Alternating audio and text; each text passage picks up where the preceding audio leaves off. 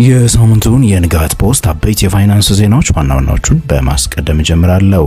አማራ ባንክ የቀድሞ ባለስልጣናቱን በሙስና ስለመክሰሱ፣ የኢትዮጵያው ካፒታል ገበያ ባለስልጣን በማህበራዊ ሚዲያ ላይ አክሲዮኖችን የሚያገበያዩና የሚገዙ አካላትን ማስጠንቀቂያ ስለመስጠቱ፣ የቡና ባንክ ዲጂታል የብድር ፕላትፎርም አቦል 6.2 ቢሊዮን ብር ብድርን ስለመልቀቁ፣ የደቡብ አፍሪካው ስታንዳርድ ባንክ በአዲሱ የብሔራዊ ባንክ ህግ ፍቃድ የተሰጠው የመጀመሪያው የውጭ ሀገር ባንክ ስለመሆኑ እና የኦሮሚያ ኢንሹራንስ 817 ሚሊዮን የኢትዮጵያ ብርን አትርፍ ያለው ስለማለቱ በዛሬው የንጋት ፖስት አበይት የፋይናንስ ዜናዎች የምነግራችሁ ነው የሚሆነው። የተወደዳችሁና የተከበራችሁ የንጋት ፖስት ቤተሰቦች በየሳምንቱ እሁድ ልክ በ9 ሰዓት ታዲያ ተዘጋጅቶ የሚቀርብላችሁ ይህ በሮሃ የሚዘጋጀው የንጋት ፖስት አበይት የፋይናንስ ዜና ነው።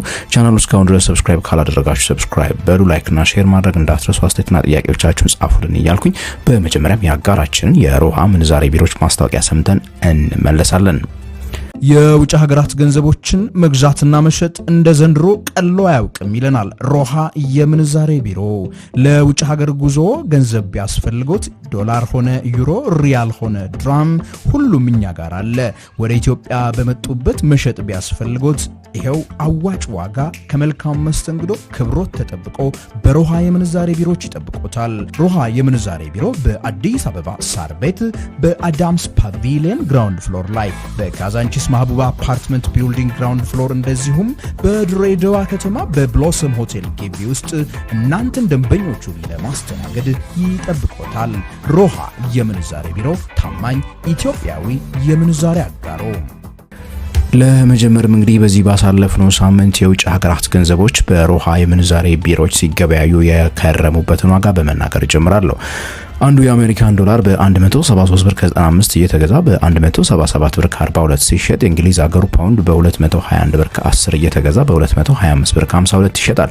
ዩሮ በ195 ብር ከ19 እየተገዛ በ199 ብር ከ09 ሲሸጥ፣ የዩናይትድ አረብ ኤሚሬቶቹ ድርሃም ደግሞ በ45 ብር ከ77 እየተገዛ በ46 ብር ከ68 ሳንቲም ሲሸጥ ነበረ። ታዲያ የውጭ ሀገር ጉዞ ኖሮባችሁ ለትምህርት፣ ለጤና፣ ለምንም ጉዳይ የምትወጡ ከሆነ ቪዛና ቲኬቶቻችሁን ይዛችሁ ወደ ሮሃ የምንዛሬ ቢሮዎች ጎራ ካላችሁ እስከ $10,000 በእርግጠኝነት መግዛት ማግኘት ትችላላችሁ። ጎብኟቸው። አድራሻዎቻቸውን ታች ዲስክሪፕሽን ላይ አስቀምጬላችኋለሁ። በዚህ ወደ ዝርዝር ዜናዎቹ ገባለሁ። አማራ ባንክ በሚሊዮን የሚቆጠሩ ብሮች ጉዳት በባንኩ ላይ አድርሰዋል ያላቸውን የቀድሞ የባንኩን አመራሮች በሕግ ስለመክሰሱ ሰምተናል።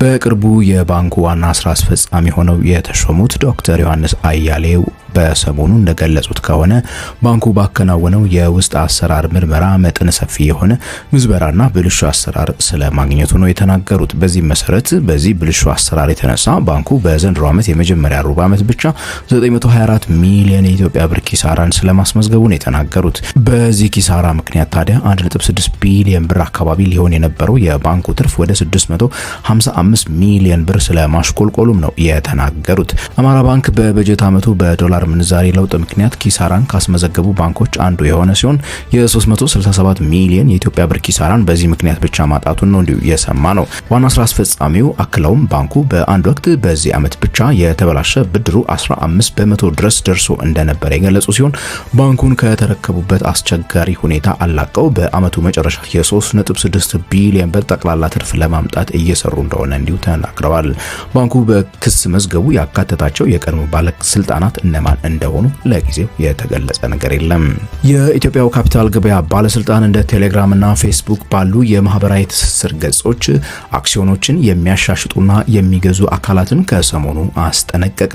በኢትዮጵያው ካፒታል ገበያ አዋጅ 1248/2013 መሰረት ማንኛውም አይነት የአክሲዮኖችም ሆኑ ሰነደ ሙዓለናዎችን ግብይት ማከናወን የሚችሉት በባለስልጣኑ የተፈቀደላቸው ደላሎች ብቻ መሆናቸውን የሚደነግግ ሲሆን በኢትዮጵያ ውስጥ ህጉ ከመደንገጉ በፊትና አሁንም እንደ ቴሌግራምና ሌሎች ተመሳሳይ ማህበራዊ ገጾች የፋይናንስ ተቋማትን አክሲዮኖችን ማገበያየት የተለመደ መሆኑ ይታወቃል። በዚህ መሰረት የኢትዮጵያ ካፒታል ገበያ ባለስልጣን ባሳለፍነው ሳምንት ባወጣው ማስጠንቀቂያ በዚህ ህገወጥ ግብይት ውስጥ የሚሳተፉ ሁሉም አካላት እስከ 15 ዓመት በሚደርስ እስራት ሊያስቀጣቸው የሚችል ወንጀልን እየፈጸሙ ስለመሆኑ ነው የተናገረው። በአሁኑ ጊዜ በኢትዮጵያ ውስጥ አክሲዮኖችን ሊያገበያዩ የሚችሉ ሁለት ብቻ ገበያዎች ያሉ ሲሆን የሁለቱንም ፍቃድ የተሰጠው የኢትዮጵያ ሰነደ ሙዓለናዎች ገበያ ገበያ ESX ስለመሆኑ ለማወቅ ችለናል። ESX የኤክስቼንጅ እና OTC የተሰኙትን ሁለቱንም ገበያ ፍቃዶች ያለው ሲሆን የተፈቀደላቸው የአክሲዮን ደላሎች ወይ ደግሞ ኢንቨስትመንት ባንኮች በእነዚህ ገበያዎች ብቻ ላይ ግብይትን እንዲፈጽሙ ህጉ ይደነግጋል። ከቅርብ ጊዜ ወዲህ ሁሉም የኢትዮጵያ ንግድ ባንኮች በሞባይል ስልክ ብቻ የሚሰሩ ጥቃቅን የብድር አገልግሎቶችን በማስተዋወቅ ፉክክር ላይ የተጠመዱ ሲሆን ከሰሞኑ የቡናው ባንክ አዲስ አገልግሎት በገበያው ከፍተኛ እድገት ማስመዝገቡን ነው እየሰማ ነው። ቡና ባንክ ወደ ገበያው ያስገባው አቦል የተሰኘው ይህ የሞባይል ብድር አገልግሎት በ10 ወራት ብቻ 6.2 ቢሊዮን ብር ብድርን ስለማከፋፈሉ ነው እየሰማ ነው። የቡና ባንክ አቦል ያለምንም ማስያዣ በሞባይል ስልክ ብቻ የብድር አገልግሎትን የሚሰጥ ሲሆን በ10 ወራት ከመዘገባቸው 300,000 የብድር አካውንቶች ውስጥ ለ70,000 ተጠቃሚዎች ብድርን ስለመስጠቱ ነው የተሰማው።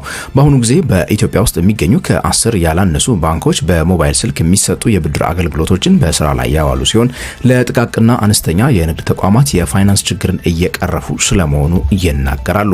ይሁንና በተቃራኒው አብዛኛዎቹ የነዚህ አገልግሎት ተጠቃሚ ተበዳሪዎች የአገልግሎቶቹ በጣም ውድ የሆነ ዋጋ ወይንም ደግሞ የወለድ ክፍያና ብድሩን ለመመለስ የሚሰጠው በጣም አጭር የሆነ ጊዜ ብድሩን ከመውሰድ አዳጋች እንዳደረገባቸው በተደጋጋሚ በምሬት ይናገራሉ።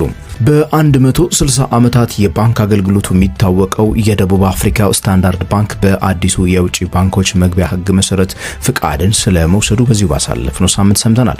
ስታንዳርድ ባንክ ከዚህ ቀደም ለረጅም ዓመታት በአዲስ አበባ ኢትዮጵያ የማስተባበሪያ ጽህፈት ቤቱን ከፍቶ ሲሰራ የቆየ ሲሆን አሁንም ይሁንና ተመሳሳይ የሪፕሬዘንታቲቭ ኦፊስ ፈቃድ በብሔራዊ ባንክ ስለመቀበሉ ነው እየሰማ ነው።